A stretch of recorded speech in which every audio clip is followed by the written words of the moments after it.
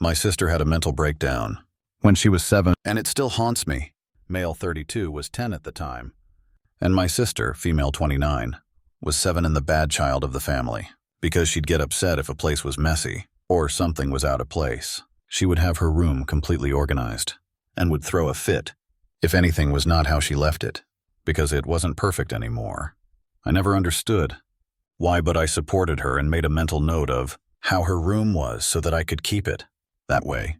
She always thanked me for it, and I think that's why we were so close. However, her habits weren't very easy to deal with, since all toppings on food had to be in a pristine order, or she'd refuse to it, saying she couldn't bring herself to do it. My mom used to get very upset, with my sister sometimes saying that if she won't eat what we have, then she won't eat it all. My sister would look at her heartbroken, but stayed quiet. One day, my mom moved the stuff in my sister's room, because guest usual said it was unusual for a child's room to look such a way.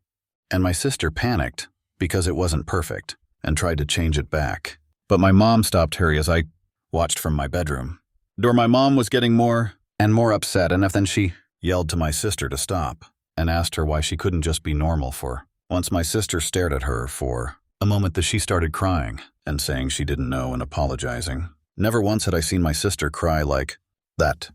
I stepped into the hallway and my sister ran into my arms asking me to hold her. I looked up at my mom. I felt shocked, but I was also angry that my mom had caused this.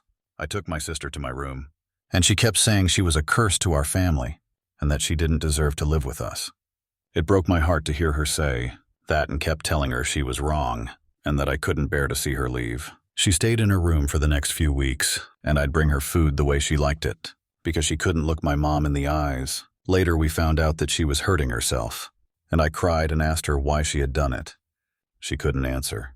We took her to therapy and had to move her to a mental institution. It broke me when I heard the news, because I just want to hug my sister, to tell her that nothing was her fault and that I'd never want her to leave the family.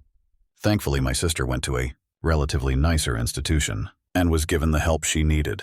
She called me daily and talked to me, telling me about the weird stuff there and the okay employees, and I told her how it was at home and asked her if they told her how long before she could come back.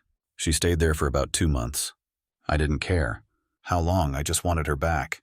And when she came, I hugged her and made her promise she'd never do that again, because I couldn't handle it. To this day, I fear she might relapse and that she'd have to leave and I'd never see her again. Her mental health is much better now, and she's staying with me in my apartment. While in college, I've never told my sister how much I fear for her and plan to keep it that way, because she's gotten her life together, and I want her to focus on that, not on worries I have.